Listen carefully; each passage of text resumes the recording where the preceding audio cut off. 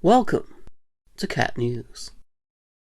As we look to the future in today's new segment, looking into the future. Let's reflect on past predictions, like flying cars. I was in a flying car once. Briefly. Let's not get into that, is what I should have said. It really is impractical, isn't it? I mean, I'd like it, but that's because my car has no wheels. Anyway, I think we can safely say there'll be no flying cars. Unless I'm behind the wheel. Thank you for watching. Looking into the future. We never want it to be us when we read through the newspaper in the morning, wondering what all those squiggles mean. We breathe a sigh of relief when we see it was the guy down the street. What a loser.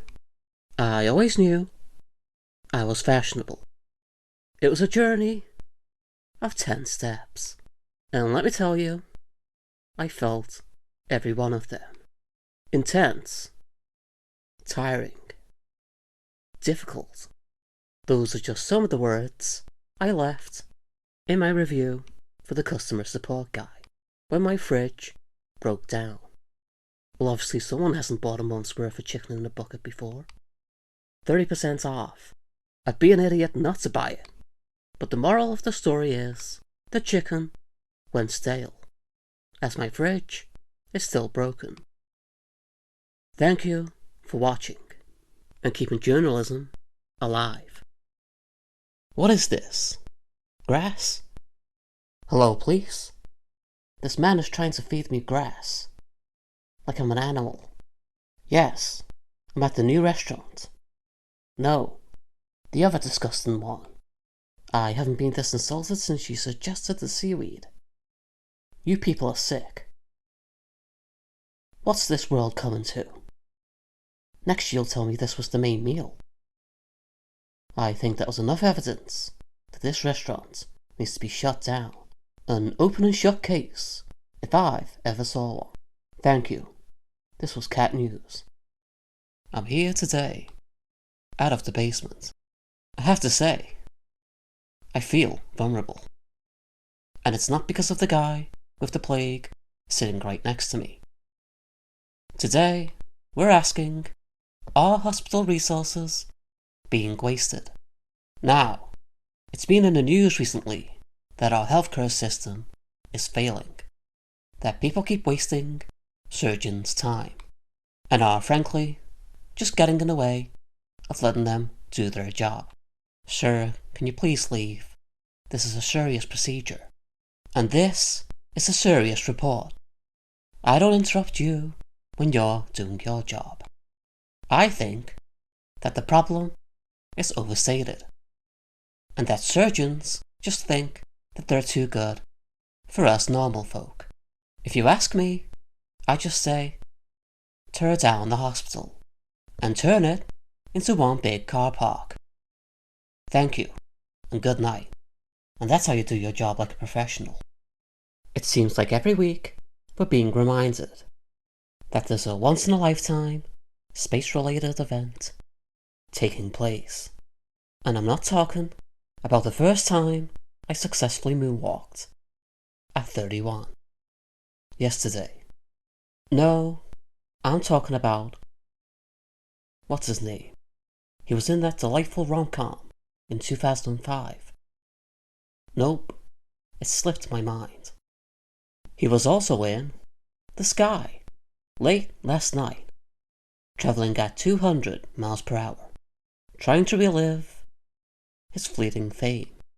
His therapist has released a statement. A sobering message there. That was the end of today's segment. And if you ever remember that rom-com name, please call into the show and tell me. Thank you. And remember, keep on smiling. What an amazing prize. An all-expenses-paid trip to a tropical island. This man couldn't believe his luck. In fact, he was in such shock that he missed the boarding time to the flight the next week. Better luck next time. At the annual Bug Preservation Awards this past weekend, noted nature preservationist Ian accepted his award for all his great work preserving the local ecosystem. And he wasn't alone, as he was then joined on the stage by a swarm of annoying, stupid bugs. I think I speak for everyone when I ask, who would want to preserve these things? Where's my flamethrower I won at the fair? This hopeful candidate didn't know what was in store for him until they shouted it in his face.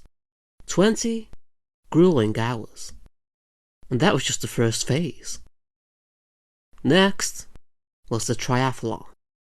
Then finally an essay arguing why they deserve the job. The illustrious job that pays $4 an hour.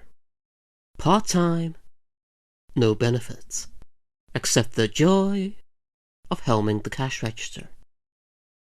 He didn't get the job in the end, because I did. I'll see you later. My shift starts in 10 minutes. We've been seeing a rise in animal attacks recently, and not just from me. So we at Cat News have decided to do a little PSA. When you're confronted by an animal, in this case, my mother-in-law, remember to duck and weave. Hopefully the animal will tire themselves out until the police arrives to deal with the scum. Thank you, me. Stay safe out there.